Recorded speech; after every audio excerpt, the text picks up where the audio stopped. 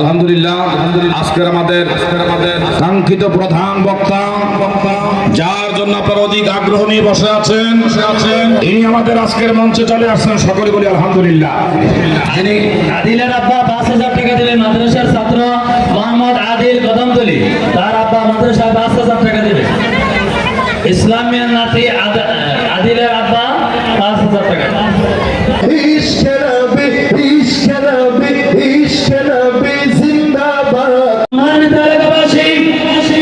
এই পর্যায়ে আপনাদের সম্মুখে গুরুত্বপূর্ণ তাফসীর পেশ করবেন সারা বাংলার আলোড়ন সৃষ্টিকারী সুমধুর কণ্ঠস্বর আপনার আমার সুপরিচিত জনাব হযরত মাওলানা মুফতি সাঈদ আহমদ করলা, মুহতামিম মাদ্রাসাতুল আসাদ আল ইসলামিয়া ঢাকা, হযরতকে তিনার মূল্যবান বক্তব্য পেশ করার জন্য সুবিনয় অনুরোধ জানাচ্ছি।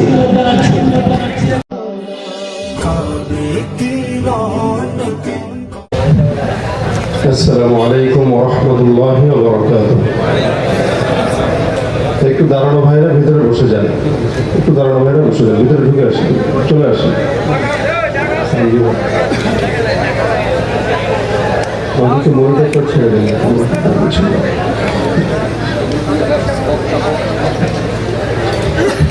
ইন্নাল হামদুলিল্লাহ الحمد لله علي الذات عظيم الصفات سميع السمات كبير الشان جليل القدر رفيع الذكر مطاع الأمر جلي البرهان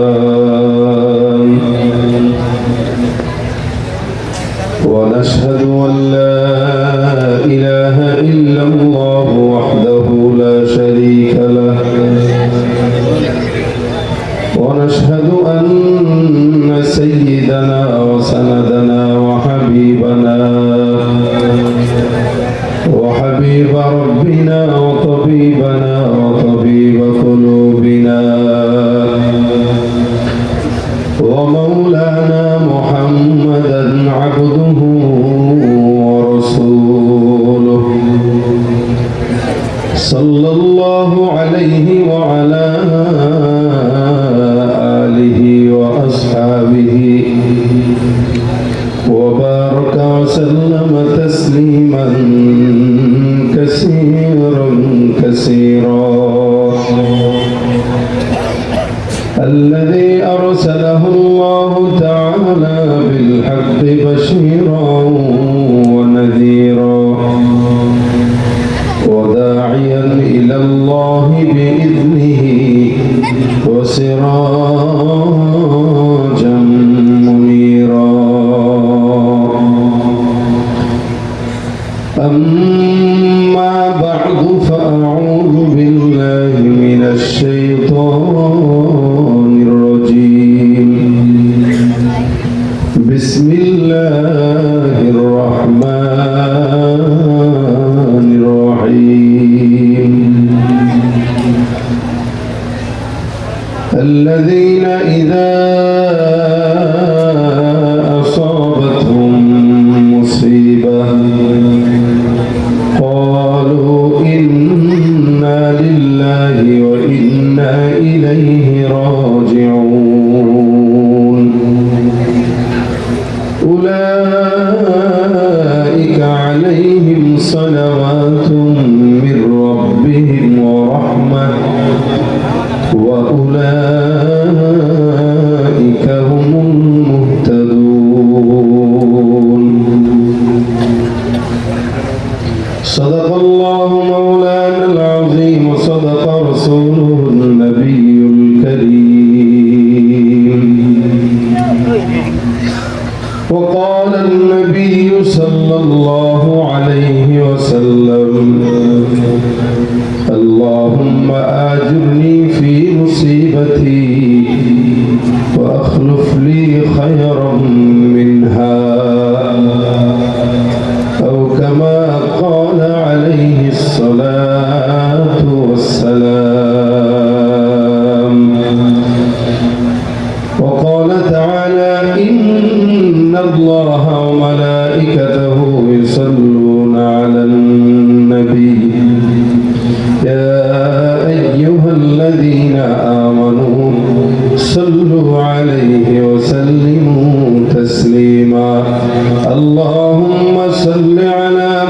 محمد وعلى آل محمد كما صليت على إبراهيم وعلى آل إبراهيم إنك حميد مجيد اللهم بارك على محمد وعلى آل محمد كما باركت على إبراهيم وعلى آل إبراهيم إنك حميد مجيد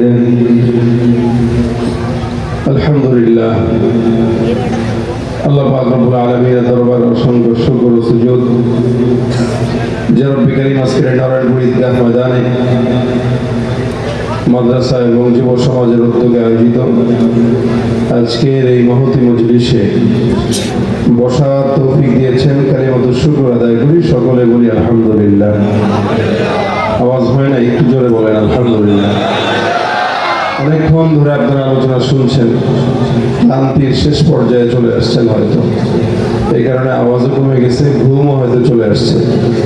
যদি বিষয়টা এরকমই হয় তাহলে আমিও আপনাদেরকে মোটামুটি কথা বলে চলে যাব, আর যদি আপনারাও সজাগ থাকেন তাহলে আমিও সজাগ থাকার চেষ্টা করবো ইনশাআল্লাহ। আপনারা কি সজাগ আছেন কিনা না আছেন সেটা আপনাদের আওয়াজে প্রকাশ করবেন। আছেন? যারা দাঁড়ানো আছে এই পাশ থেকে একটু এসে ঢুকে যায়, ছোটরা আসেন, ভাইরা দিকে বসেন, একটু বসেন। ভাই যারা দাঁড়ায় থাকে এরা মানে দাঁড়িয়ে যারা থাকে মজলিসে এরা সাধারণত অহংকারী হয়, আর যারা বিনয়ী হয় তারা মজলিসে বসে যায়। একটু সবাই বসেন, এপাশ থেকে ভিতরে ঢুকে যান, এপাশ থেকে চেপে যান, ওপাশ থেকে ভিতরে ঢুকে যান। যতক্ষণ আমি আছি ততক্ষণ থাকবেন ইনশাআল্লাহ। সবাই আওয়াজ হচ্ছে না তো? ইনশাআল্লাহ। আল্লাহ আজকের মজমাকে কবুল করে বলেন আমি। এখন অনেকে দাঁড়িয়ে আছে, একটু বসে যান, সবাই একটু বসে যান।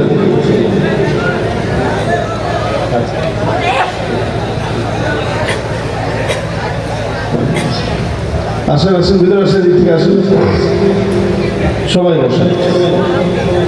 আমরা ইনশাআল্লাহ অল্প সময় আপনাদেরকে কষ্ট দেব, বেশি সময় কষ্ট দেব না, যেহেতু রাত অনেক দীর্ঘ এবং 10:30 বেজে গিয়েছে।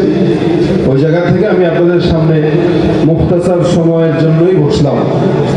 তো আল্লাহ পাক এই অল্প সময় বারাকা দান করুক, যা বলবো শুনবো আমলের নিয়তে বলার এবং শোনার তৌফিক দান করুন। যুবকরা যদি সজাগ থাকে, আমি আমার আলোচনার ফাঁকে যুবকদেরকে সর্বসময়ের মতো আজকেও যে একটা গজল শোনানোর চেষ্টা করব, কিন্তু যুবকদের সজাগ থাকতে হবে। আছে সজাগ? তাকবীরটা দিয়ে দিই, লিল্লাহি তাকবীর। আলহামদুলিল্লাহ। শুধু যুবকরা আওয়াজ দিচ্ছে, মুরব্বীরা দেয়নি। মুরব্বীরা চিন্তা করতেছে ওনাদেরকে তো বলে নাই, বলছে তো জওয়ানদের কথা। এখন একটু মুরব্বীদেরকে বলে দিই, লিল্লাহি তাকবীর। শুধু মুরব্বীরা লিল্লাহি তাকবীর।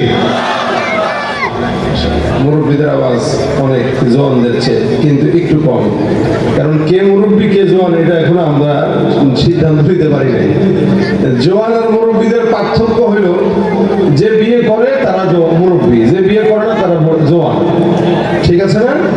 আজকের মজমায় বিয়ে করে নাই এই টাইপের লোক অনেক আছে, আবার বিয়ে যারা করেছে এই টাইপের লোক একটু কম আছে। আমার মনে হচ্ছে বিয়ে যারা করে নাই এদের সংখ্যাই বেশি। কথা ঠিক না? জওয়ান যারা, এদের তো শরীরের শক্তি বেশি থাকে। শরীরের শক্তি যদি বেশি থাকে, আরো একবার নারায়ে তাকবীর। আল্লাহ কবুল করুক, জোরে বলেন আমিন। আমরা যতক্ষণ থাকবো আজকের মজমাকে আওয়াজ দিয়ে প্রাণবন্ত রাখার চেষ্টা করবো ইনশাআল্লাহ। রাজি আছে ইনশাআল্লাহ? আল্লাহ কবুল করুক আমিন।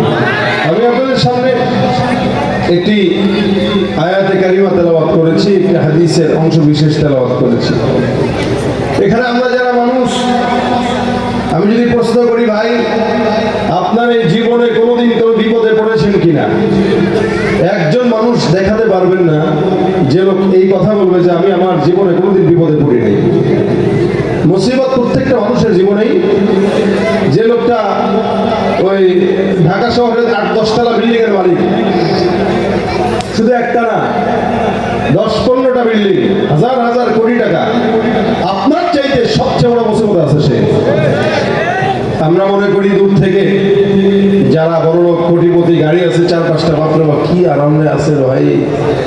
কি সুন্দর এসি গাড়িতে চড়ে এসি রুমে থাকে, ভাই যায় দেখেন ট্যাবলেট খেয়েও ঘুম আনতে পারে না। কিন্তু একটা পাগলের দিকে তাকান, রাস্তার কিনারায় যে ঘুম দেয় ওই ঘুমের দাম আছে কোটি টাকা। তার কোনো টেনশন নাই, তার খাবারের টেনশন নেই। সে রাস্তায় বসে থাকে, মানুষ তাকে 2-4 টাকা 5 টাকা নিজের থেকে দিয়ে যায়, ওটা দিয়ে তার খাওয়ার হয়ে যায়। কিন্তু যে লোকটা কোটি টাকা, সেই খাওয়ার জন্যই দুর্নীতি করে আর চুরি চামারি করে, এই খাওয়ার জন্যই করে। মানে ওর এত খাওয়া লাগে, ওর পেট ভরে না, যার কারণে এমন কোনো অন্যায় নেই যেটা সে করে না। আরে অন্যায়গুলো করতে যায় দুনিয়ার সব মুসিবত ওর কাছে আসে, এজন্য তার রাত্রিবেলা ওষুধ না খেলে ঘুম আসে না। তাহলে মুসিবত প্রত্যেকটা মানুষের আছে, নাই এই টাইপের লোক নাই। হ্যাঁ, কারো কম কারো বেশি। মুসিবত কখনো আল্লাহ পাক মুমিনদেরকে দেয়, কখনো আল্লাহ বেঈমানদেরকে দেয়।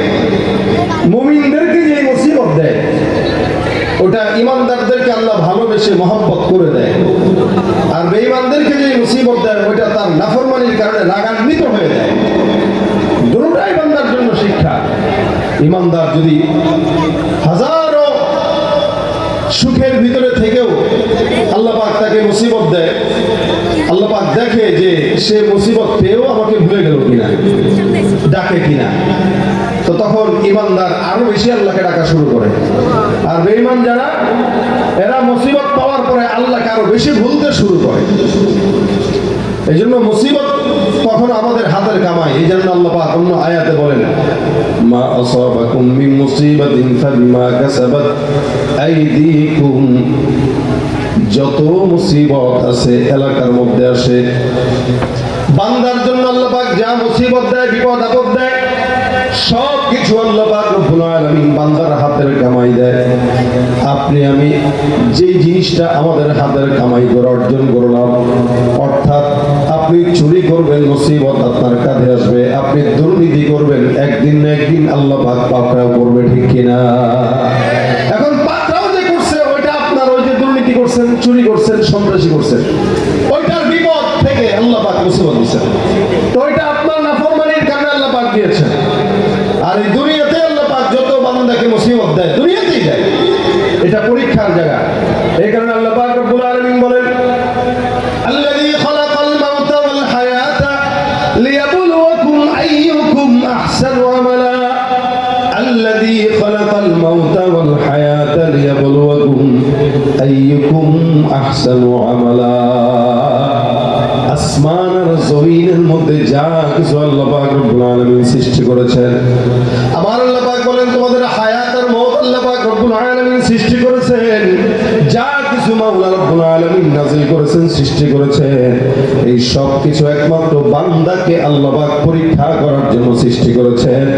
তোমাদের মধ্য থেকে কোন বান্দাটা উত্তম আমল করতে পারে, আল্লাহ পাক দেখার জন্য যে কোন বান্দা উত্তম আমল করে। আইয়ুকুম আহসানু আমালা। আল্লাহ পাক এই জায়গায় কথা বলতে পারতেন যে আইয়ুকুম আকসারু আমালা, অর্থাৎ তোমাদের ভিতরে কে বেশি অধিক ইবাদত করতে পারে ওইটা দেখার জন্য আল্লাহ পরীক্ষা করার জন্য দুনিয়াতে পাঠিয়েছেন।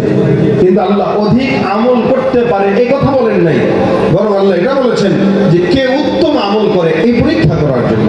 তার মানে বোঝা গেল অধিক আমল দিয়া বান্দা আল্লাহর জান্নাত পায় না, বরং উত্তম আমল দিয়ে আল্লাহর জান্নাত পাওয়া যায়। যেমন আজকের এই জায়গায় অনেকে দান করেছেন, মাদ্রাসার জন্য কেউ 10,000 টাকা দান করেছে, আবার কেউ 10 টাকাও দান করেছে। 10,000 টাকা যে লোকটা দান করলো, ওই লোকটার নিয়ত মানুষ আমাকে দানবীর বলবে, মানুষ আমাকে বাহবা দিবে, যার কারণে আমি 10,000 টাকা দান করলাম। অপরদিকে একটা ইমানদার দিলের ভিতরে সংকোচ বোধ নিয়ে 10 টাকা দান করছে, কিন্তু নিয়ত সহি। এই বান্দা নিয়ত করলো, মালিক আমার এই 10টা টাকা এতিম বাচ্চাদের জন্য দান করলাম, এই 10 টাকার বিনিময়ে মাওলা তুমি জান্নাত দিয়ে দিও। আমার আল্লাহ বলেন আইয়ুকুম আহসানু আমালা। একটা বান্দা কোটি টাকা দিলেও বান্দার জন্য নাজাতের উসিলা হয় না, কিন্তু আরেক বান্দার নিয়তটাকে সহি করে 10 টাকা দেয়, ওই 10 টাকা বান্দার নাজাতের উসিলা হয়ে যায়। ভাইরা আমার, এই কারণে আল্লাহ পাক বলেন আইয়ুকুম আহসানু আমালা। দুনিয়ার জমিনে আল্লাহ পাক বান্দাকে পরীক্ষা করে কে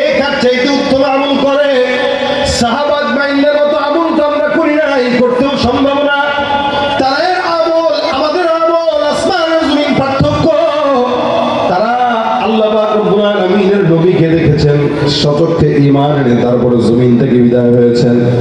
আর আপনি আমি শেষ জামানার মধ্যে আছি, সারা জিন্দেগি যদি ইবাদত করি, আল্লাহর কসম আদনা থেকে আদনা সাহাবীর পায়ের ধুলাবালি কণার সমান আমল হবে না। ভাইরা আমার, এই কারণে আল্লাহ পাক বলেন তোমরা আমল দিয়া জান্নাতে পাবা না, তোমরা অধিক বেশি আমল দিয়া অধিক দাম দিয়া জান্নাত পাবা না। কি দিয়া পাবা? বলে অল্প আমল হোক নাজাতের জন্য যথেষ্ট। যার কারণে নবী করিম সাল্লাল্লাহু আলাইহি ওয়াসাল্লাম বলেছেন, আখলিস দীনাকা ইয়াকফিকাল আমালুল কলিল। তুমি তোমার ঈমান নিয়তকে সহি করো, অল্প আমল করবা, ওই অল্প ইবাদত তোমার নাজাতের জন্য যথেষ্ট হয়ে যাবে। সুবহানাল্লাহ। নামাজ বেশি সারা রাত পড়া দরকার নেই, ওদিক দিয়ে তাহাজ্জুদ পড়ো, ওদিক দিয়ে আবার হিন্দুদের পূজায় যায় পূজাও করে, এদিক দিয়ে তাহাজ্জুদ পড়ো, ওদিক দিয়ে আবার মানুষের টাকা চুরি করে, তাহাজ্জুদের নামাজ আদায় করে, টেবিলের নিচ দিয়া সিগনেচার দিয়ে ঘুষের টাকা কামায়, তাহাজ্জুদের নামাজ আদায় করে, সিজদা দিতে দিতে কপাল পর্যন্ত দাগ বানায় ফেলছে, কিন্তু হারাম টাকা ছাড়া বিল্ডিং করতে পারে না। এই টাইপের লোক সমাজে আছে না? হারাম টাকাও কামায়, আবার ইবাদত করে, হারাম টাকাও কামায়, আবার কি বলে নামাজ পড়ে, হারাম টাকা কামায়, তাহাজ্জুদ পড়ে, হারাম টাকা কামায়, হজ করে, হারাম টাকা কামায়, অনেক কিছু করে, দান সদকাও করে। মনে রাখবেন আল্লাহ নবী বলেছেন, যেহেতু অল্প আমল নাজাতের জন্য যথেষ্ট, তার মানে সারা জিন্দেগি হারাম খাবেন আর মক্কা মদিনায় যা সেজদা দিবেন, আল্লাহর কসম সারা জিন্দেগি মক্কা মদিনায় কপাল ধোয়াইলেও কোনো লাভ নাই। কারণ ওই যে নিয়ত তো সহি না। মানুষ তাকে হাজি বলবে, এই কারণে সে হজ করে, মানুষ তাকে হাজি ডাক দিবে, এই কারণে সে বারবার মক্কায় যায়, মানুষ তাকে দানবীর বলবে, এই কারণে দান করে, যা কিছু করে দেখানোর জন্য করে। আল্লাহ পাক রব্বুল আলামিনের নবী বলেন, এই কারণে ঈমানদার যারা আছো, তোমরা তোমাদের নিয়তটা সহি করে নাও, অন্তরটাকে পরিচ্ছন্ন রাখো। কারণ আল্লাহ বলেন, ইল্লা মান আতাল্লাহা বিকলবিন সালিম। কলবে সালিমের দাম আল্লাহ পাক রব্বুল আলামিনের কাছে অনেক বেশি। পরিচ্ছন্ন একটা হৃদয়ের অনেক দাম। পরিচ্ছন্ন হৃদয় দিয়া বান্দা আল্লাহর জান্নাত পায়। আর অপরিচ্ছন্ন হৃদয়ে যতই নামাজ আদায় করুক, যতই ইবাদত করুক, যতই পর্দা করুক, একটা নোংরা হৃদয়, অপরিচ্ছন্ন হৃদয়ের দাম মাওলার দরবারে নাই। কিন্তু একটা পরিচ্ছন্ন হৃদয়বান মানুষ যদি রিকশা চালক হয়, কৃষক হয়, ওই বান্দার দাম আপনা থেকে আপনা একটা মুমিনের পরিচ্ছন্ন অন্তরের দাম কোটি টাকার চেয়ারম্যান, মেম্বার, এমপি, মন্ত্রীর চাইতেও বেশি। এই জন্য হাদিস শরীফে নবী করিম সাল্লাল্লাহু আলাইহি ওয়াসাল্লাম বলেছেন, পরিচ্ছন্ন হৃদয়ের কেমন দাম দেখো। আল্লাহ নবী বলেন, আলা ইন্না ফিল জাসাদি লামুদগা ইযা সালাহাত সালাহাল জাসাদু কুল্লু ওয়া ইযা ফাসাদাত ফাসাদাল জাসাদু কুল্লু আলা ওয়া হিয়াল কলব। হে ইমানদার মুমিন, তোমাদের প্রত্যেকটা মানুষের কলব একটা আছে, অন্তর আছে। আল্লাহ নবী বলেন, এই অন্তরটা যদি কারো ভালো হয়, বান্দার পা থেকে মাথা পর্যন্ত সব ভালো হয়ে যায়। আর অন্তরটা যদি খারাপ হয়, বান্দার সব দেহটাই খারাপ হয়ে যায়। এই জন্য পরিচ্ছন্ন হৃদয়ের অনেক বেশি দাম। আল্লাহ পাক পরিচ্ছন্ন হৃদয়ের কথা বলেছেন। পরিচ্ছন্ন হৃদয় নিয়ে অল্প আমল করবে জান্নাত। এই জন্য আল্লাহ পাক বলেন, ঈমানদারদের জন্য আমি আল্লাহ পরীক্ষার জায়গা রাখলাম দুনিয়া। আলমে আউয়াল বারায়ে ইমতিহান, আলমে আউয়াল বারায়ে ইমতিহান, আলমে সানি জাযায়ে ইওয়া। ওয়ালানাবলুওয়ান্নাকুম বিশাইইন মিনাল খাউফ, ওয়ালানাবলুওয়ান্নাকুম বিশাইইন মিনাল খাউফ ওয়াল জু'i ওয়া নাকসিম মিনাল আমওয়ালি ওয়াল আনফুসি ওয়াস সামারাত ওয়া বাশশিরিস সাবিরিন। আল্লাহ পাক রব্বুল আলামিন বলেন, বান্দাকে আমি আল্লাহ পাক রব্বুল আলামিন পরীক্ষা নেব কয়েকটা জিনিসের মাধ্যমে। এর ভিতরে এক নম্বর হলো, আমি আল্লাহ বান্দাকে ক্ষুধার মাধ্যমে পরীক্ষা নেব। এই দেখেন, গাজার মুসলমানদেরকে আল্লাহ পাক ক্ষুধার মাধ্যমে পরীক্ষা নেয়। যার কারণে আমরা গাজার মুসলমান বাচ্চাদেরকে দেখতে পাই, এরা রমজান মাস যখন গত বছর ছিল, এরা রমজানে সেহরি না পেয়ে ঘাস চাপায় চাপায় তারপরে সেহরি আর ইফতার করেছে। এখনো পর্যন্ত গাজার মুসলমানরা একটু পানির জন্য, খাবারের জন্য আপনার আমার দিকে তাকায় থাকে। এরপরও তারা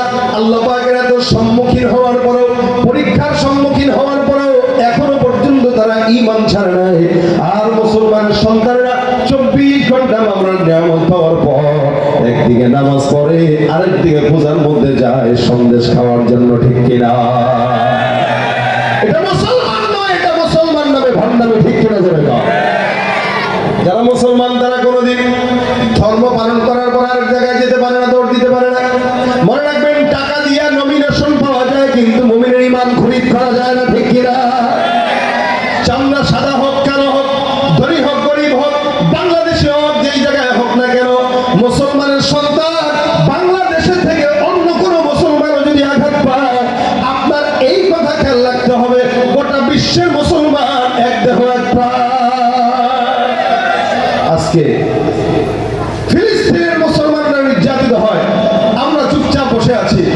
পাশের বাড়ির মানুষ মুসলিম নির্যাতিত হয়, গাজীপুরে আলেমরা নির্যাতিত হয়, জায়গায় জায়গায় ওলামায়ে কেরামরা নির্যাতিত হচ্ছে, তাদের মাধ্যমে আমরা চুপচাপ ঘরে বসে আছি। আমরা মনে করছি আমার তো কিছু হয় নাই। ভাই, আজকে আপনার কিছু না হইলেও পাশের এলাকায় যেহেতু হয়েছে, আগামীকাল আপনার ঘরে হতে পারে, তারপরের দিন আপনার নিজের হতে পারে।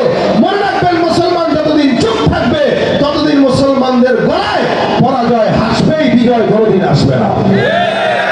এই জন্য এই কথা স্বীকার করে আমরা তাদেরকে পূজায় পাহারা দেই, আর তারা আমার কোরআনকে পায়ের নিচে বলার সাহস করে। আমরা তাদের সেফটি দেই, আর তারা আমাদের মেয়েদেরকে, মা বোনদেরকে নির্যাতিত করার সাহস করে, ঠিক কিনা ধরে কর?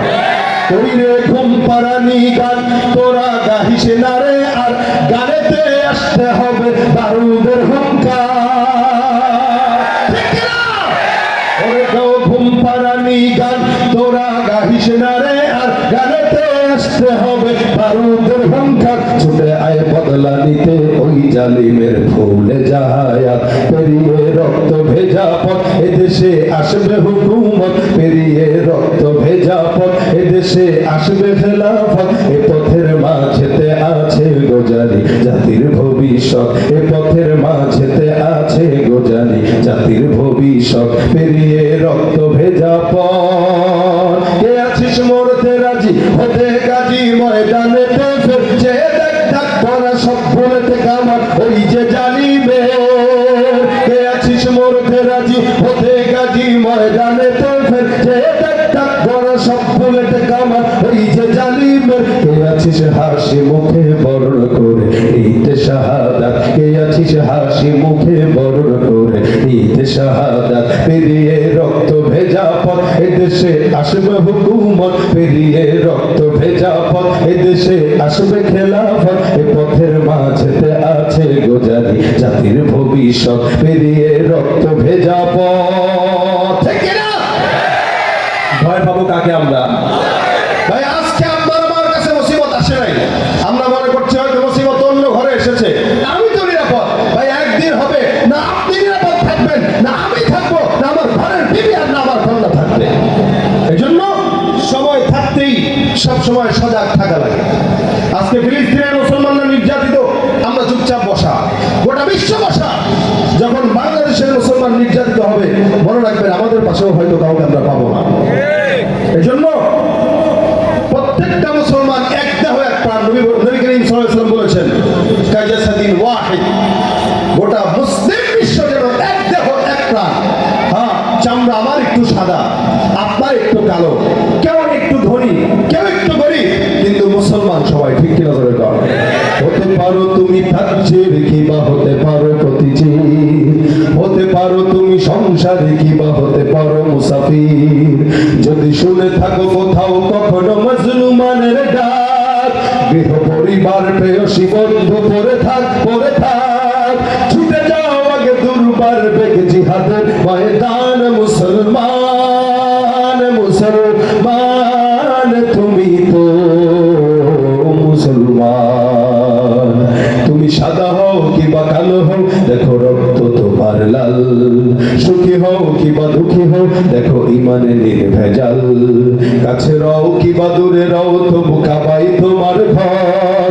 স্লোগানে তোমার কেঁপে ওঠে আজ পৃথিবীটা থর থর। মৃত্যু তোমায় জানায় সালাম, দূরে থাকে শয়তান। মুসলমান, মুসলমান তুমি তো মুসলমান। আমরা কি এই মুসলমান দাবি করতে কোনো কষ্ট লাগে ভাই? বলেন না, কষ্ট লাগে, লজ্জা লাগে। হ্যাঁ, কিছু কিছু মুসলমান আছে তারা রাসূলের উম্মত দাবি করতে লজ্জা বোধ করে, সুন্নাত পালন করতে লজ্জা বোধ করে, সুবহানাল্লাহ আওয়াজ বলতে লজ্জা বোধ করে, মানুষের সামনে জিকির করতে লজ্জা বোধ করে। তার মানে ওর ঈমানটাও লজ্জাবতী গাছের মতো গুটায় আছে, ফুটে নাই। ভাইরা আমার, এই কারণে আল্লাহ পাক রব্বুল আলামিন বলেছেন তোমাকে আমি পরীক্ষা নেব, এই পরীক্ষার সময় তুমি ধৈর্যের সাথে এটা মোকাবেলা করবা। ধৈর্যের সাথে মোকাবেলা কিভাবে? বলে আল্লাহ পাক পরীক্ষা দিছে, বাস আল্লাহর গালি দেওয়া না। আমাদের হালত কি? আমরা বিপদে পড়লে বাস আল্লাহকে গালি দেওয়া শুরু করি। আল্লাহ মনে করেন আমার একজন মারা গেছে, আল্লাহ রে তুমি খালি আমারই দেখছো, ব্যবসা আমার ঠিক মতো হয় না, আল্লাহ খালি আমারই দেখছে। এই কত শয়তান, ওরা আল্লাহ পাক দিন দিন খালি এটা দেয় সেটা দেয় সেটা দেয়, কিন্তু আমারই কিছুই দেয় না।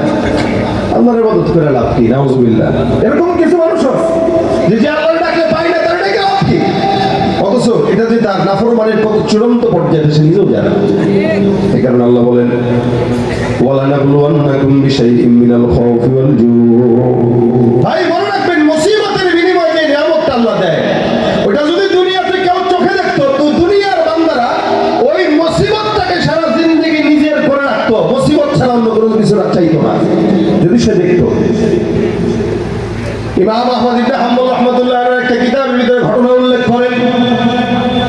উনি বলেন দুইজন বান্দা, একজন বেঈমান আর একজন ঈমানদার, দুইজন বান্দা মাছ ধরার জন্য গেছে। আপনাদের এদিকে অনেক ঘের আছে না মাছের? অনেক আছে, এরপরে তো মাছের দাম কম না। এখানে ঘের বেশি, এখানে মাছের দামও বেশি। তা আপনারা নিজেরাই কিনতে যাবেন, দেখবেন হালত কি। অনেক সময় মাছে ঘেরের ভিতরে অনেকে কি করে, ওই যে মাছ ধরার একটা প্রতিযোগিতা ছাড়ে না, শুনছি, আমি দেখিনি এগুলো কখনো, বাকি শুনি যে এক ঘন্টার ভিতরে নাকি যত মাছ ধরতে পারবে সপ্তাহ কত টাকা দিয়ে নাকি ছাড়ে। আপনাদের এখানে আছে কিনা জানি না। তো দেখা যায় 1 ঘন্টা পুকুরটা একজনকে দিয়ে দেয়, দেওয়ার পরে বলে এত টাকা 1 ঘন্টা, যত মাছ ধরতে পারো সব তোমার। এখন কেউ একটা ধরতে পারে, কেউ আবার 2 মনও ধরতে পারে। এরকম মনে করেন একজন বেঈমান একজন ঈমানদার পুকুরে মাছ ধরতে দাঁড়াইছে। সকাল থেকে সন্ধ্যা পর্যন্ত ঈমানদার মাছ ধরে, একটা বড়শিতেও মাছ নাই। আবার অপর দিকে বেঈমান যে আছে, ও যতবার বড়শি ফেলায় ততবার মাছ উঠে, যতবার বড়শি ফেলায় ততবার মাছ উঠে। বেঈমানটা ফেলাইলেই মাছ উঠে, ঈমানদারটা যতবার ফেলায় একবারও মাছ উঠে না। ওই যে ঈমানদারকে মাওলায় পরীক্ষা করেন দিয়া, আর বেঈমানকে পরীক্ষা করেন না দিয়া। ঈমানদারকে আল্লাহ পাক কখনো পরীক্ষা করেন না দিয়া, বেঈমানকে কখনো পরীক্ষা করেন বেশি বেশি দিয়া। এই জায়গার হালটা এরকম, ঈমানদার বারবার বড়শি ফেলে কিন্তু মাছ ওঠে না, বেঈমানটা যতবার ফেলায় ততবারই বড়শির ভিতরে মাছ উঠে। হঠাৎ করে সন্ধ্যার আগ দিয়া ঈমানদার ডাক দিয়ে বলে, মালিক, এই যে আমি এতবার বড়শি ফেললাম, একবার মাছ উঠলো না, আর ওই বেঈমানটা এতবার ফেলাই উঠলো, আল্লাহ তুমি দয়া করে এইবার আমার কাছে একটু মাছটা দিও আল্লাহ। আল্লাহ পাক রব্বুল আলামিন ঈমানদারের দিকে ফিরে তাকাইছেন। বেঈমান পাশ থেকে দাঁড়ায় দাঁড়ায় কয়, তুই তোর মালিক ডাকা কোনো লাভ নাই, তোর যতবার ফেললি তোরে মাছ দেয় নাই, কিন্তু আমি যারা ডাকি সে আমারে এতগুলা মাছ সারাদিনের ভিতরে দিয়েছে। দেখ, তার মানে তুই তোর ঈমানটা বাদ দিয়া আমি যাকে প্রভু মানি তুই তাকে প্রভু হিসেবে গ্রহণ কর। নাউজুবিল্লাহ। অনেকে ব্যবসা করার সময় দেখলাম ধরে পাশ থেকে খোঁচা দিবে, ভাই এই বাংলাদেশে 1 নম্বর মানুষের দাম নাই, 2 নম্বরের দাম বেশি, ফলের ভিতরে ভেজাল মিশান, নাহলে ব্যবসা কেমনে করবে? বুদ্ধি দেয় না, মাছের এটা খাওয়ান ওটা খাওয়ান এটা খান। এই রে, এই দুনিয়াতে ভালো মানুষের দাম নাই, 2 নম্বরের দাম বেশি। নিজে 2 নম্বর, এ কারণে সে মনে করে সবাই 2 নম্বর হোক। এ কারণে তো দেখেন আমাদের দেশে ভালো মানুষটা নেতা হইতে পারে না। কথাটা বললাম, আপনারা মনে হয় একটু মাইন্ডে নিয়েছেন, কারণ আপনারা নিজেরা রাজনীতি করেন সবাই। দেখবেন আকসার ভালো মানুষ নেতা হইতে পারে না, যদি হয় সে খুব কঠিন ভাবে টিকে থাকে। কেন? আশেপাশে সব 2 নম্বর, এজন্য মাঝখানে একজন 1 নম্বর থাকলেও ওই 14 জন মিলে তারা তুটি চেপে ধরে, সেও যেন তাদের মতো 2 নম্বর হয়। এই হালতটাই তো হইতেছে নাকি? এখন আপনারা ঠিক বললেও ঠিক, না বললেও ঠিক, এটাই বাংলাদেশের হাল, এটাই বাংলাদেশের অবস্থা। যার কারণে এদেশের উন্নতি হয় না, মানুষের সভ্য হতে পারে না।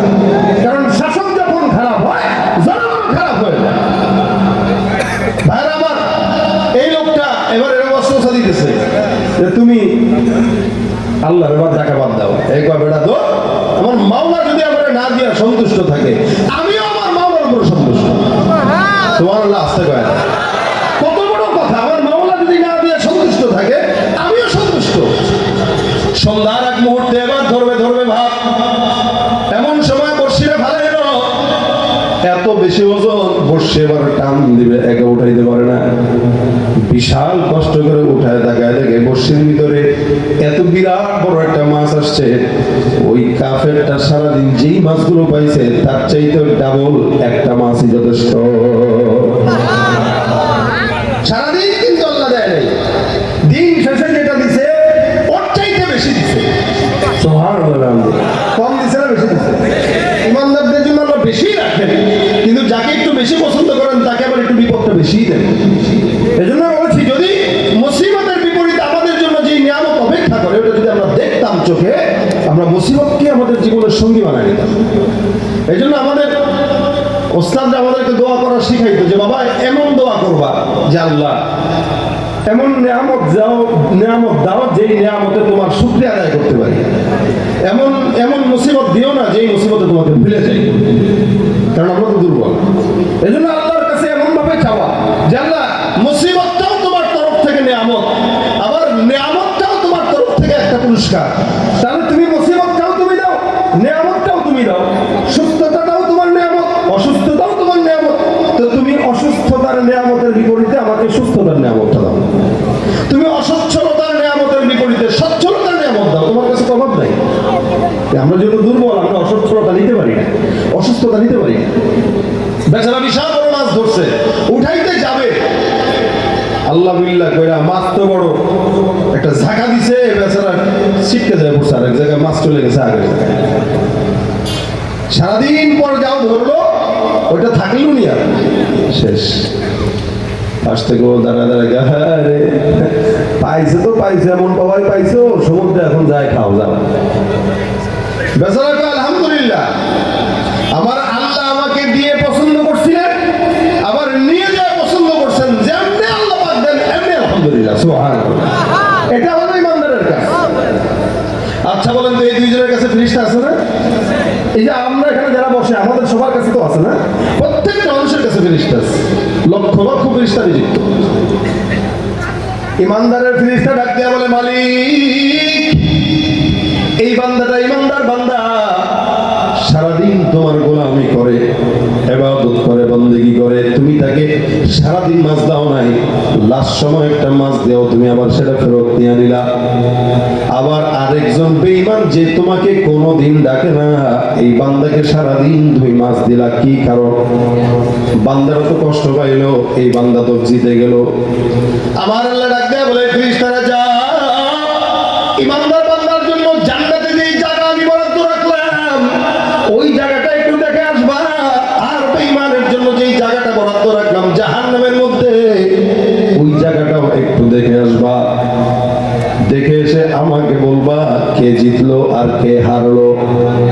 এবার আল্লাহর বান্দা যায়, ইমানদার বান্দার জান্নাতটা দেখে আসে, বেঈমানদার বান্দার জাহান্নামটাও দেখে আসে। মালিক রে ডাক দেয়া বলে, মালিক, আমি দুইজনের জায়গায় দেখলাম। আল্লাহ পাক ডাক দেয়া বলেন, হে ফেরেশতা, কেমন দেখলা তুমি আমার কাছে বর্ণনা করো। ফেরেশতা বলে, আল্লাহ, যে বান্দা ইমানদার সারা জিন্দেগিও যদি হায়াত পায়, কিয়ামত পর্যন্ত যদি বর্ষি ফেলায় আর মাছ না ধরতে পারে, এরপরে যদি সে যেই জায়গাটা তুমি জান্নাতে তার জন্য রাখছো ওই জায়গাটা পায়, আল্লাহর বান্দার সারা জিন্দেগির কষ্ট এক সেকেন্ডের মধ্যেই ভুলে যাবে। আর যেই বান্দার 24 ঘন্টা তুমি দিয়ে রাখো, এই বান্দা কিয়ামত পর্যন্ত যদি হায়াত পায় আর যদি মাছ ধরে আর মাছ পায়, কোটি কোটি টাকার মালিক হয়ে যায়। আর যদি জাহান্নাম ওই জায়গা যায়, হে আল্লাহ, ওই বান্দার মতো নাফরমান বান্দা আসমানের নিচে জমিনের উপরে আর কেউ হতে পারে না। আলমে আও ওয়াল বরায়ে ইন্তিহা, আলমে সানি জাযায়ে ইওয়া। এই জন্য মুমিনদের জন্য আল্লাহ পাক মুসিবত রাখলেন। আল্লাহ বলেন, ওয়ালা নাবলুওয়ান্নাকুম বিশাইইন মিনাল খাউফ ওয়াল জু'i ওয়া নাকসিম মিনাল আমওয়ালি ওয়াল আনফুসি ওয়াস সামারাত। এই সমস্ত জিনিসের মাধ্যমে আমি আল্লাহ পরীক্ষা নেব, ক্ষুধার মাধ্যমে আল্লাহ পরীক্ষা নেবেন, আল্লাহ পাক বান্দার ভয়ের মাধ্যমে পরীক্ষা নেবেন, জানমালের লোকসানের মাধ্যমে পরীক্ষা নেবেন। আল্লাহ পাক বলেন যদি পরীক্ষায় কেউ সফল হয় তাকে জান্নাতের সুসংবাদ দিয়ে দাও। সুবহানাল্লাহ। জান্নাত চির সুখেরই ঘর, জান্নাত চির সুখেরই ঘর, ওগো জানতে যদি তুমি মায়া ঘেরা রঙিন পৃথিবী নয় তো সুখের খনি। জান্নাত পাওয়ার সহজ পথ সে তো শহীদি মরণ, জান্নাত পাওয়ার সহজ পথ সে তো শহীদি মরণ। শহীদ হলে খোদার রাহে, শহীদ হলে খোদার রাহে, তবে জান্নাত পাবে তুমি মায়া ঘেরা রঙিন পৃথিবী নয় তো সুখের খনি। জান্নাতে যেতে চাই তো ইনশাআল্লাহ, অবশ্যই সাবিরিন, ধৈর্য ধারণ করো তো জান্নাত মিলে যাবে। এই জন্য আল্লাহ পাক রব্বুল আলামিন সবক শিখাই দেন, আল্লাযীনা ইযা আসাবাতহুম মুসিবাহ ক্বালু, এই যে আপনারা যারা মুমিনরা আছেন আল্লাহ পাক বলেন যারা মুসিবতের মধ্যে পড়বে তারা যেন এই কথা বলে ইন্না লিল্লাহি ওয়া ইন্না ইলাইহি রাজিউন। এটা কিসের দোয়া? মুসিবতের। আমরা জানি এটা মানুষ মরলেই পড়ে, মানে আমাদের দেশে এই ব্যাপারে প্রচলিত যে মানুষ মরলে ইন্না লিল্লাহ বলবে, মরলে শুধু ইন্না লিল্লাহ না, জুতার ফিতা ছিঁড়লেও কি ইন্না লিল্লাহ। যে কোনো মুসিবত, একটা মানুষ মারা গেল এটাও তো মুসিবত, আমার ভাই মারা গেল, বোন মারা গেল, মা মারা গেল, মুসিবত। বিপদের ভিতরে পড়লেন মুসিবত, খাবার নষ্ট হয়ে গেল মুসিবত, কামাই করতে পারেন না মুসিবত, দোকানে ব্যবসায় বরকত হয় না মুসিবত। আল্লাহ বলেন যে কোনো মুসিবতের মধ্যে পড়বা এই দোয়া করো ইন্না লিল্লাহি ওয়া ইন্না ইলাইহি রাজিউন। এটা আল্লাহ পাক শিখাইছেন। আল্লাহ পাক বলেন কেউ যদি এই দোয়াটা পড়ে তাহলে ওদের কি হবে? উলাইকা আলাইহিম সালাওয়াতুম মির রাব্বিহিম ওয়া রাহমাহ ওয়া উলাইকা হুমুল মুহতাদুন।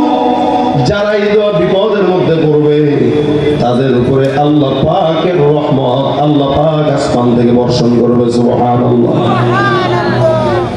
যে কোনো বিপদে এই দোয়া করো, যে কোনো মুসিবতে, ছোট থেকে ছোট মুসিবত, ছোট থেকে ছোট মুসিবত হোক, কোনো কিছু ভুলে গেছেন ইন্না লিল্লাহ পড়েন, আল্লাহ পাক মনে করায়। ভাইরা আমার, রাসূল করিম সাল্লাল্লাহু আলাইহি ওয়াসাল্লামের একজন সাহাবী ছিলেন উম্মে সালামা রাদিয়াল্লাহু তাআলা আনহু, আবু সালামা রাদিয়াল্লাহু তাআলা আনহু। আবু সালামা একবার পয়গম্বরের কাছে যায়, আল্লাহর নবী সাল্লাল্লাহু আলাইহি ওয়াসাল্লাম মজমার মধ্যে তাদেরকে সবক দেয়। মজমার মধ্যে আমি যেরকম আপনাদেরকে বয়ান শোনাইতেছি, নবী করিম সাল্লাল্লাহু আলাইহি ওয়াসাল্লাম মাঝে মাঝে বয়ান করতেন, তবে নবীর বয়ান বেশি দীর্ঘ হতো না, নবীর বয়ান ছিল সংকীর্ণ সংক্ষিপ্ত। আল্লাহ রাসূল বয়ানের ভিতরে বলেন, হে সাহাবা আজমাইনের দল, কেউ যদি মুসিবতের ভিতরে পড়ো এই দোয়া আল্লাহ পাক রব্বুল আলামিনের হাবিব শিখায় দিলেন ইন্না লিল্লাহি ওয়া ইন্না ইলাইহি রাজিউন। আল্লাহুম্মা আজরনি ফি মুসিবাতি ওয়া আখলুফ লি খায়রাম মিনহা। নবী বলেন, হে আবু সালামা, কেউ যদি তোমরা বিপদে পড়ো আর মুসিবতে পড়ার পরে ইন্না লিল্লাহর পাশে এই দোয়াটা করো, আল্লাহ তোমার বিপদ দূর করবেন এবং যেই বিপদ তোমাকে দিয়েছিলেন, অর্থাৎ মনে করেন বিপদে আপনার দোকান পড়ে গেল, এই দোয়া যদি কেউ আল্লাহর কাছে করে একই সাথে আল্লাহ পাক তাকে যেটা নিয়ে গেছে ওইটার চাইতেও উত্তমটা দান করবেন, উত্তমটা দান করবেন, যেটা নিয়ে গেছে ওটার চেয়ে উত্তমটা দান করবেন। তবে হ্যাঁ, নিয়ত সহি থাকা চাই। আবু সালামা রাদিয়াল্লাহু তাআলা রাসূলের থেকে এই গল্প শুনলেন, এই ঘটনা শুনলেন, এই সবক আদায় করলেন। বাসায় যায়, যাওয়ার পর বিবি তাকায় দেখে সামনে অনেক সন্তুষ্ট উজ্জ্বল হাসি মুখ চেহারা। উম্মু সালামা রাদিয়াল্লাহু তাআলা ডাক দেয়া বলে, স্বামী আমার, আল্লাহর নবীর দরবার থেকে আপনি এরকম ভাবে কি শিখে আসছেন যেটা আপনার মুখে হাসি উঠায় দিল? আবু সালামা বলে, এই দিদি আমার আজকে অনেক দামি একটা জিনিস শিখলাম। বলে কি? বলে আমাদের জিন্দেগিতে তো মুসিবতের অভাব নাই, নবী মুসিবতে পড়লে কোন দোয়া পড়া লাগে আল্লাহর নবী শিখায় দিলেন, আজকে থেকে এই দোয়াটা করবা। মুসিবতে কেউ যদি বিপদে এই দোয়া করে, আল্লাহ পাক তার কপালে ওর চাইতে যেটা নিয়ে গেছে তার চাইতে উত্তম জিনিস দান করে দিবে। বিবিকে তার স্বামী বলতেছেন, ভাই শেষ পর্যায়ে এসে খালি কথাটা বুঝেন, আপনারাও তো বিয়ে করেছেন না? স্বামীর সাথে আমাদের সম্পর্ক, বিবির সাথে আমাদের সম্পর্কটা যদি ঈমান আর ইয়াকিনের হয়, আমলের হয়, ওই ঘরে কোনোদিন অশান্তি হবে না। আর যেই ঘরের সম্পর্কটা টাকার জন্য, যে স্বামী খালি শাড়ি কিনে দিতে পারলেই মহব্বত, শাড়ি নাই তো পাশের বাড়ির ভাইয়ার সঙ্গে পরকীয়া লিপ্ত হয়ে যায়, যে তারা দিতে পারে প্রেম তার লগে যাবে। স্বামী গরিব দিতে পারে না, এটা ভিক্ষুক, এটা খালি নামে আছে, আর কামে তো আমার যে থাকে বন্ধু বিদেশে এ দেয়। পরকীয়া হয় না? বাড়ছে না কমছে? এটা প্রচুর পরিমাণে বাড়ছে। এই জন্য ঘরের বিবিদের সাথে ইমানি মুজাকারা করেন, ইমানি মুজাকারা করেন। যে জিনিস শিখবেন মাহফিল থেকে, এটা বউরে শিখাবেন। তো তুমিও আমল করো, আমিও আমল করি। আবু সালামা তার বিবিকে এই সবক শিখাইলেন, নবীর থেকে শিখেছি, শিখো। তুমিও যদি কঠিন বিপদে পড়ো, এই দোয়া করবা, তো আল্লাহ পাক যেটা নিয়ে যাবে ওটার চেয়ে উত্তমটা দান করবে। আমলটা কি আপনাদের কাছে সহজ মনে হইলেও সাহাবা একরাম তো নতুন শিখছে, তারা শিখেছে বলেই না আমরা শিখতে পারতেছি। কিছুদিন পর আবু সালামা রাদিয়াল্লাহু তাআলা মারা যায়, মানে স্বামী ইন্তেকাল করছে। উম্মু সালামার স্বামী ইন্তেকাল করছেন। স্বামী মারা যাওয়ার পর এবার আবু সালামা যখন ইন্তেকাল করে, উম্মে সালামা কান্নাকাটি করে। আর আল্লাহর কাছে রাসূলের সবক আমল যেটা শিখায় দিয়ে গেছে, ওই দোয়াটা করে, ইন্না লিল্লাহি ওয়া ইন্না ইলাইহি রাজিউন, আল্লাহুম্মা আজুরনি ফি মুসিবাতি ওয়া আখলুফ লি খায়রাম মিনহা। আল্লাহ, আমার এই মুসিবতে আমাকে তুমি নিয়ামত দাও, উজরত দাও, আর যেটা নিয়ে গেছে ওইটার উত্তমটা দিও তুমি। আল্লাহ, বিধবা হয়ে গেছে স্ত্রী, আমাদের দেশে বিধবা অনেক বেশি, ডিভোর্সি অনেক বেশি। এদেরকে দায়িত্ব নেওয়ার মতো কোনো পুরুষ পাওয়া যায় না, কিন্তু ওয়ান টাইম মজা নেওয়ার পুরুষের অভাব নাই এই সমাজে। সমাজে কিছু কিছু মানুষ আছে যারা আলহামদুলিল্লাহ এদের দায়িত্ব নেয়, যারা রাসূল সাল্লাল্লাহু আলাইহি ওয়াসাল্লামের এই আখলাকটা পালন করার জন্য কিছু বিধবাদের দায়িত্ব নেয়। হাজারে একজন হয়তো যারা দ্বিতীয় বিয়ে করে কোনো বিধবা নারীর দায়িত্ব নিয়ে সন্তানদের দায়িত্ব গ্রহণ করেছে, এরকম হাজারে একজন পাওয়া যায়। কিন্তু আকসার যারা দ্বিতীয় বিয়ে করে, এরা বিয়ে প্রকাশ করে না, গোপন রাখে, এমনকি যদি প্রকাশ করেও তো সন্তানের দায়িত্ব নিতে চায় না, বোঝা মনে করে, বোঝা মনে করে। এরা আবার কয়েকটা রাসূলের সুন্নাত, এই সুন্নাত বলে বলে 2 বিয়া 3 বিয়া 4 বিয়া, বাস কিছুদিন পর এটা, কিছুদিন পর এটা, কিছুদিন পর এটা, পাল্টায় পাল্টায় পাল্টায়, আদত বানায় নিছে।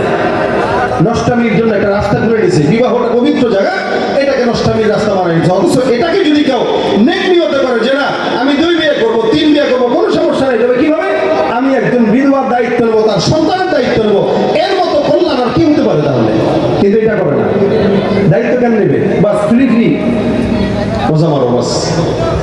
এগুলো সম্পূর্ণ একটা মেয়ের উপরে নির্যাতন এবং জুলুম। দেখেন উম্মে সালামা রাদিয়াল্লাহু তাআলা আনহা ইন্তেকাল করেছেন, স্বামী ইন্তেকাল করেছেন। সাহাবা একরামরা অনেক জায়গা থেকে অনেকজনই তাকে বিয়ের ব্যাপারে প্রস্তাব দিচ্ছে, কিন্তু উম্মে সালামা বলেন যে আমি আমার স্বামী যে মারা গেছে তার চাইতেও ভালো স্বামী না পাওয়া পর্যন্ত বিয়ে করব। স্বাভাবিক, স্বামী ছিল সাহাবী এবং উল্লেখযোগ্য সাহাবী। এখন উম্মে সালামার কথা হইল সব সাহাবী ভালো, কিন্তু আমি আমার স্বামীকে সবচেয়ে বেটার পেয়েছি, অন্য যারা আসে তাদেরকে আমার স্বামীর চাইতে উত্তম মনে করি না। স্বামী হিসেবে কতটা মহব্বত করতেন। আপনি একজন নেককার স্বামী যদি হন, আপনার বিবি আপনার সার্টিফিকেট দিবে আপনি কতটুকু ভালো। এই জন্য রাসূল সাল্লাল্লাহু আলাইহি ওয়াসাল্লাম হাদিসে বলেছেন, খায়রুকুম লিআহলিহি, তোমাদের ভিতরে উত্তম সে যে তার বিবির কাছে উত্তম। যার বিবি বলবে যে আমার স্বামী নেককার, আমার স্বামী উত্তম, রাসূল বলেছেন সে উত্তম, ওই স্বামী উত্তম। এবার উম্মে সালামা রাদিয়াল্লাহু তাআলা আনহা বলেন, আমার কাছে যত অফারে আসুক না কেন, আমার কাছে যতক্ষণ পর্যন্ত আবু সালামার চাইতে ভালো কোনো পুরুষ না আসবে, ততক্ষণ পর্যন্ত আমি বিয়ের ভিতরে প্রস্তাব রাজি হব না। এরকম করে অভাবের সংসার, এদিক দিয়ে স্বামী নাই, 3টা সন্তান, একটা দুধের সন্তান, 2টা বড় হয়ে গেছে। সন্তানদেরকে লালন পালন করার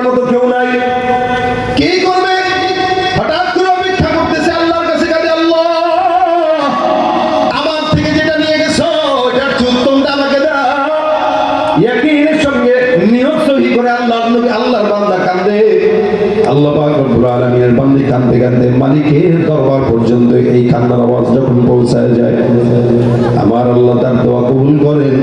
হঠাৎ করে আমার আল্লাহ পাক পয়গম্বরের মাধ্যমে আল্লাহ রাসূল সাল্লাল্লাহু আলাইহি ওয়াসাল্লাম নিজে উম্মু সালামাকে বিবাহের প্রস্তাব দিয়ে দেয়। রাসূল সাল্লাল্লাহু আলাইহি ওয়াসাল্লাম যখন শুনলেন তার সন্তানগুলো এতিম, তার হালত এই, মনে রাখবেন নবীজির প্রত্যেকটা বিবাহ আল্লাহ পাক রব্বুল আলামিনের তরফে ইচ্ছায় হয়েছে।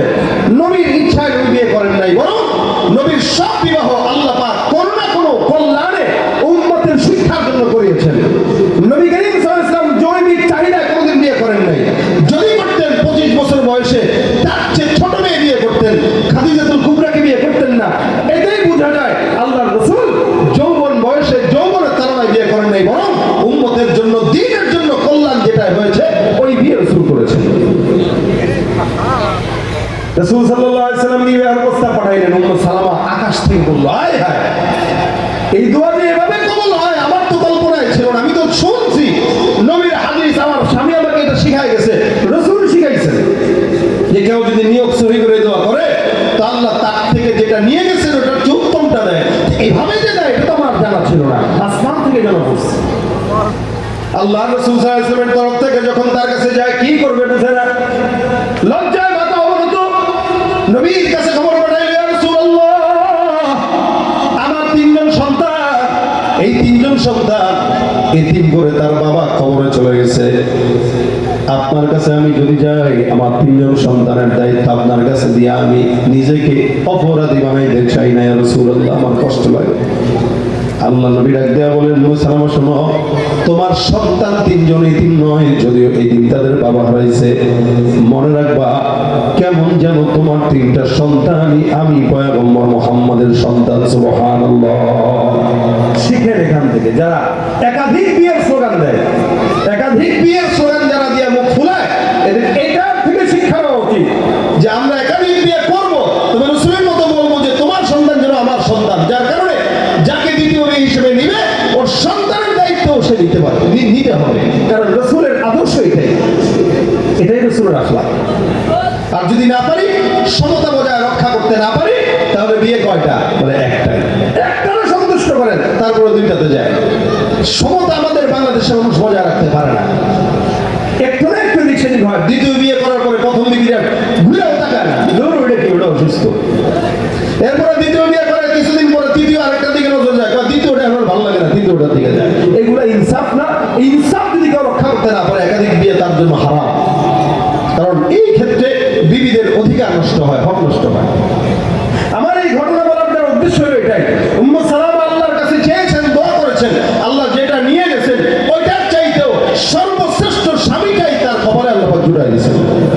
তা আমাদেরও মুসিবত আছে, মুসিবতে যদি আমরা পড়ি, ইন্না লিল্লাহি ওয়া ইন্না ইলাইহি রাজিউন, আল্লাহুম্মা আজরনি ফি মুসিবাতি ওয়া আখলিফ লি খায়রাম মিনহা, আল্লাহ আমাদেরকে বিপদে যেটা নিয়ে যাবেন ওটার চেয়ে ভালোটা দিতে পারে কি পারে না। এই জন্য মুসিবতে বিপদে সবসময় দোয়াটা করবো, যত মুসিবত আসুক, যত বিপদ আসুক, যত বাধা আসুক, বিপত্তি আসুক, ইন্না লিল্লাহি ওয়া ইন্না ইলাইহি রাজিউন, ইন্না লিল্লাহি ওয়া ইন্না ইলাইহি রাজিউন। আপনার সম্পদের বালা মুসিবত আসুক, ক্ষুধার বালা মুসিবত আসুক, সন্তানের বালা মুসিবত আসুক, অসুস্থতা আসুক, যেই বিপদ আসুক, 1 নম্বর বিপদে ধৈর্য ধারণ করেন। 2 নম্বর মুসিবতের ভিতরে এই আয়াতটা তেলাওয়াত করেন, দোয়া করেন, দেখবেন আল্লাহ আপনার মুসিবতকে নিয়ামত হিসেবে আপনার কাছে ফেরত দিবেন। এই জন্য বিপদে সবর করা, মুসিবত, এই মুসিবতে আল্লাহর কাছে শুকরিয়া আদায় করা, দোয়া করা, এটা সাহাবাদের গুণ, নবীদের গুণ। আমরা এই আজকের মাগরিব থেকে এই পর্যন্ত আলোচনায় যা বললাম শুনলাম সবকিছু হয়তো আমরা ভুলে যাব, কিন্তু আজকের একটা সবক যদি দিই, ধৈর্য, মনে করেন কেউ আমার সাথে সেদে সেদে ঝগড়া লাগতে আসে, আমি সবর করে তারা মাফ করে দিলাম, ধৈর্য ধরলাম, যা যা বলে বলো। ফেসবুকে কেউ আমাকে গালিগালাজ করে, যা বলে বলো। রাজনীতি করি, কেউ আমার এই কথা বলে, এই কথা বলে, সেই কথা বলে, অসংখ্য কিছু বলে, যা বলে বলো। তার মতো সে, আমার মতো আমি। বিপদে আমি সবর করতেছি, আল্লাহ এই লোকটা আমার গালি দিল, ওই লোকটা আমার বকা দিল, ওই লোকটা আমার এই করলো, এই লোক আমার ক্ষতি করলো, আল্লাহ আমি সবর করলাম। দেখবেন আল্লাহ আপনাকে উত্তম নিয়ামত দিবেন, যেটা আপনি কল্পনাও করতে পারবেন। তাকে লাঞ্ছিত করবেন, আপনাকে সম্মানিত করবে। এই জন্য হার বিপদে বিশেষ করে যুবকেরা মুসিবত ধৈর্য ধরতে পারে না, কবে আমার মাথা গরম, ভাই মাথা গরম যে করছে সেই ঠুকছে। কারণ শয়তানের থেকে রাগ আসে, রাগ এটা শয়তান থেকে আসে, আগুন থেকে আসে। শয়তান আগুনের তৈরি, আগুন জ্বলে, এবং মা রাগও শয়তান থেকে যেহেতু আসে এটা জ্বলে, এটা বান্দাকে জ্বলে পুড়ে ভস্ম করে ছাই করে দেয়। আর সবর বান্দাকে বিনয় অর্জন করা শিখায়, বান্দার সম্মান আসমানের ফেরেশতাদের কাছেও আল্লাহ পাক বাড়ায় দেয়। এই জন্য বিপদে আপদে মুসিবতে ধৈর্য ধরতে পারবো তো ইনশাআল্লাহ। সব সময় বিপদ যত আসুক, মুসিবত যত আসুক, এই বিপদে মুসিবতে আল্লাহর কাছে যাবো, আল্লাহ এই মুসিবতে তুমি ছাড়া কেউ নাই। বিবিদেরকেও শিখাবেন, স্বামীর ইনকাম কম, সবর করো না। বিয়ে মাত্র নতুন করছেন, এখনো চাকরি পায় নাই, অস্থির হয়ে গেছে বিবি, আরে এই কোন ঘরে করলাম, অস্থির হয়ে গেছে। আরে যদি জানতাম আমার মতো মেয়ে দেখে তোমার সংসার করে। এই বাংলাদেশের মেয়েদের কমন একটা কথা, আমার মতো মেয়ে দেখে তোমার সংসার করে, অন্য ভিডিওটা লাথি দিয়ে চলে যেত, অথচ তার কপালে এটাই ছিল, অন্য কোনো জায়গায় সে গরম হইতো না, ভাত হইতো না। এটাই তার ঘরে, এটাই তার কপালে ছিল, তার কপালে ছিল বলে সেখানে আসছে। এরপরে সে কি বলতেছে, আমার মতো মেয়ে দেখে তোমার সংসার করছে, অন্য কেউ হইলে লাথি দিয়ে চলে যেত। তা তুই বেহায়া করে এসেছিস, তুইও যা। ও জানে যে হেঁটে গেলে আমার আর কেউ নিবে না, এটা বলে আর কি স্বামীরে খোঁচা দেয়। রাসূল বলেছেন মেয়েরা এরকমই হয়, সারা জিন্দগি আপনি তারা খাওয়া আসবেন, পাখি ড্রেস দেন নাই, এই ড্রেস না দেওয়ার কারণে সে আপনার সারা জিন্দগির ভালোবাসাকে একদম তুচ্ছ করে ফেলে দিয়ে বলছেন এ আমার ভালোই বাসা। একদিন শাড়ি আনতে ভুলে গেছেন, পান আনতে ভুলে গেছেন, একটা বলে দিবে যে সারা জীবন তোমার কাছে সুখ পাইলাম না। সবচেয়ে বেশি অকৃতজ্ঞ নারীর জাত থাকে। এই জন্য নারীদেরকে সবক দিবেন, ধৈর্য ধরো, সবর করো, তোমরা বিপদে মুসিবতে আল্লাহর কাছে যাও, আল্লাহ যেটা নিয়ে যাবেন বা যেটা দেন নাই ওর চাইতে ভালোটা দিবেন আল্লাহ। এই জন্য মুসিবতে সবর করবো তো ইনশাআল্লাহ, ইনশাআল্লাহ। জীবনের সকল দেয়ালে হয় গো যেন ইচ্ছাতে তোমার, সইতে পারি যেন হাসি মুখে, চলতে পথে বাধা ঘাত কাটায়, ভুল হলে হই যেন অশ্রু সজল, ভুল হলে হই যেন অশ্রু সজল। আজ এখানে কাল কি হবে তা জানি না, শুধু তুলতে চাই আখের ফসল। আমরা যে আল্লাহর পাগল, আমরা যে আল্লাহর পাগল, আমরা যে আল্লাহর পাগল, আমরা যে আল্লাহর পাগল। আজ এখানে কাল কি হবে তা জানি না, শুধু তুলতে চাই আখের ফসল। আমরা কার উপর সবর করবো বলেন? আল্লাহর উপর ধৈর্য ধারণ করবো, সবর। যত মুসিবত আসুক, অসুস্থতা আসুক, যা আসুক, মুসিবতে আল্লাহ পাকের কাছে যাবেন, আল্লাহ পাক আপনাকে আমাকে দান করবে। মুসিবতে আল্লাহ পাক ধৈর্য ধারণ করার তৌফিক দান করবে। পাশাপাশি দোয়া করবেন এভাবে যে আল্লাহ আমাদেরকে মুসিবতের নিয়ামতের বিনিময়ে তুমি আমাদেরকে নিয়ামত দিও, মুসিবতটা উঠায় নিয়া এর চাইতে উত্তম বিনিময় তুমি আমাদেরকে দান করো। সবসময় দোয়া করবেন এটা, রব্বানা আতিনা ফিদ দুনিয়া হাসানা ওয়া ফিল আখিরাতি হাসানা ওয়া কিনা আযাবান নার। এটা সর্বোত্তম দোয়া। এই দোয়া করলে দুনিয়াও কল্যাণ, আখিরাতেও কল্যাণ। আল্লাহ আমাদেরকে আমল করার তৌফিক দান করুন, জোরে বলেন আমিন। শেষ পর্যন্ত যারা বসছেন, আজকের এই প্রোগ্রামে যারা দান সৎকার করেছে, মুজাহাদা করেছে, মাদ্রাসায় দান করেছে, টাকা দিয়ে, শ্রম দিয়ে, মেধা বুদ্ধি মশওয়ারা দিয়ে, আল্লাহ পাক যেন প্রত্যেকের জানে মানে ইমানে আমলে হায়াতে রিজিকে বরকত দান করে, জোরে বলেন আমিন। আপনারা খুব দুর্বল পার্টি, যার কারণে আমি আপনাদেরকে বেশি জোরাজোরি করি নাই। আপনারা ঘুমাই গেছেন, আমিও ঘুমাই ওয়াজ করছি। তবে হ্যাঁ, মনোযোগ দিয়ে ওয়াজ শুনছেন, বুঝছেন তো না ইনশাআল্লাহ? মনোযোগ দিয়ে শোনাটা হলো বড় কথা, তবে ফাঁকে ফাঁকে একটু আলোচকদের সাথে কথা বলতে হয়, তাহলে আলোচকরা স্পৃহা পায় কথা বলার জন্য। তবে আপনারা যে মনোযোগ দিয়ে শুনছেন এটাই বেশি।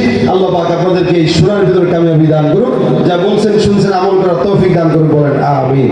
সকলে মিলে রাসূলের শানে একটা রাতে রাসূল আমরা গাবো। আপনাদের দরকার না হলে আমি ছেড়ে দিলাম, হবে হবে? আপনারা আমার সাথে গলা খুলে প্রাণ ভরে তারপরে গাবেন ইনশাআল্লাহ। রাজি আছেন ভাইয়ের আমার? সারা বাংলাদেশে যখন নাকি ইসলামী অপসংস্কৃতির ছয়লাভ, ওই সময় আলহামদুলিল্লাহ বাংলাদেশে কলরব সহ অসংখ্য সংগঠন ইসলামী সাংস্কৃতিক এই সঙ্গীতের মাধ্যমে যুবকদের ভিতরে সঙ্গীতের চর্চা করে দিয়েছে। আলহামদুলিল্লাহ এখন যুবকরা ওয়াজ মাহফিল শুনে, গজল শুনে, এটা অনেক বড় একটা বিপ্লব। আল্লাহ পাক এই বিপ্লবকে ঘরে ঘরে পৌঁছায় দিক, জোরে বলেন আমিন। আমার সাথে আওয়াজ দিয়ে সকলে গাবেন ইশকে নবী,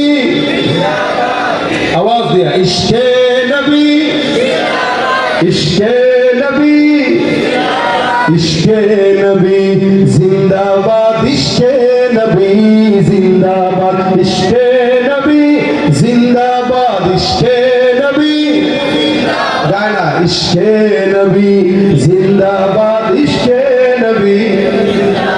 শুনেন না আপনারা এটা?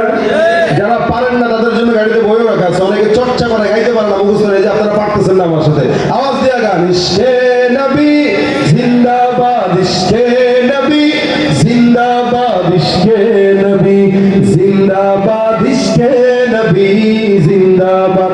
আমার মনের ভুবন জুড়ে উঠলো যখন চাঁদ, তারার মিছিল কোরাস ধরে বলল মুহাম্মদ।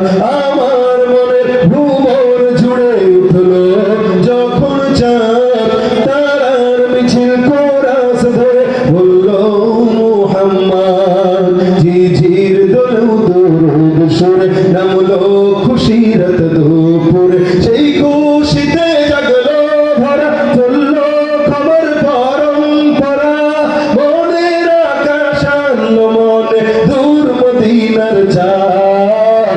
ইশকে নবী, ইশকে নবী, ইশকে নবী জিন্দাবাদ, ইশকে নবী, ইশকে নবী, ইশকে নবী জিন্দাবাদ, ইশকে নবী, ইশকে নবী, ইশকে নবী, ইশকে নবী জিন্দাবাদ। রক্ত কণায় দফায় দফায় উঠে শিহরণ, মুহাম্মাদের নামের সুরে গায় পাখি যখন, আকুল সুরে শিল্পী কবি গাইলে প্রেমের নাতে নবী, আকুল সুরে শিল্পী কবি গাইলে প্রেমের নাতে নবী। মন হয়ে যায় পাগল পারা, নামায় দুচোখ অশ্রু ধারা, দিল পরিবেশ দুরুদ সুরে চায় দিদারের সাথ। ইশকে নবী, ইশকে নবী, ইশকে নবী জিন্দাবাদ, ইশকে নবী, ইশকে নবী, ইশকে নবী জিন্দাবাদ, ইশকে নবী, ইশকে নবী, ইশকে নবী জিন্দাবাদ, ইশকে নবী, ইশকে নবী, ইশকে নবী জিন্দাবাদ, ইশকে নবী, ইশকে নবী, ইশকে নবী জিন্দাবাদ, ইশকে নবী জিন্দাবাদ, ইশকে নবী। আল্লাহ আমাদের দিলে রাসূলের ইশক মোহাম্মত ঢুকায় দেয়। সকলে বলেন আমিন।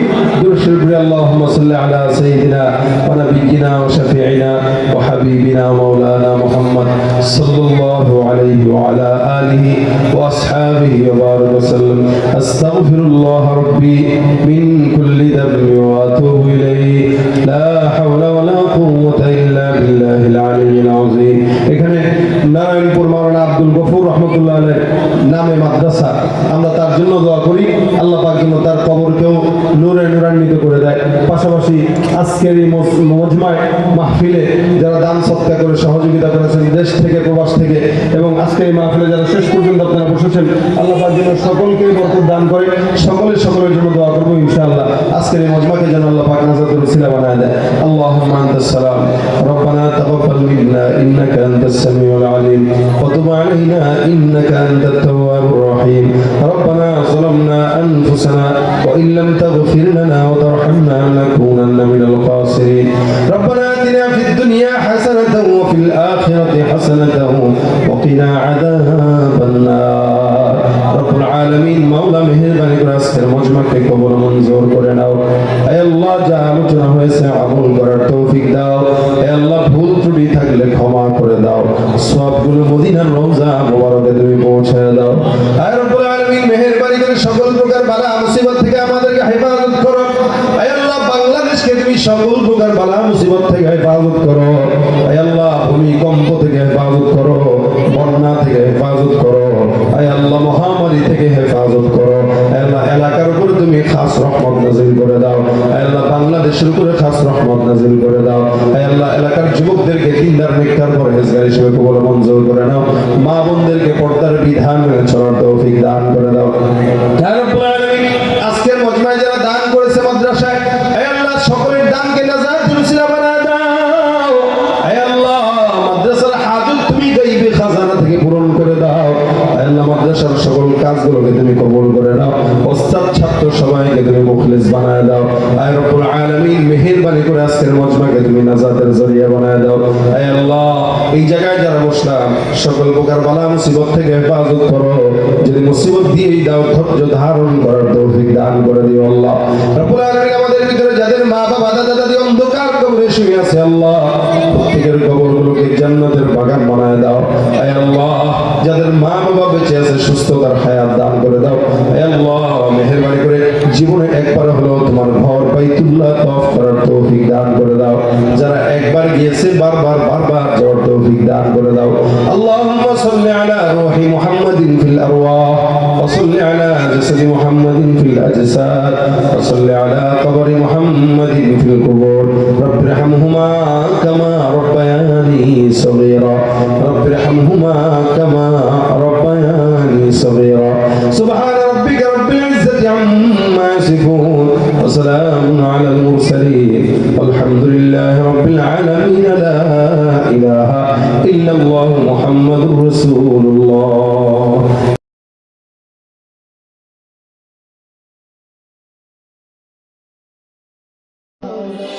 खाने की रौनक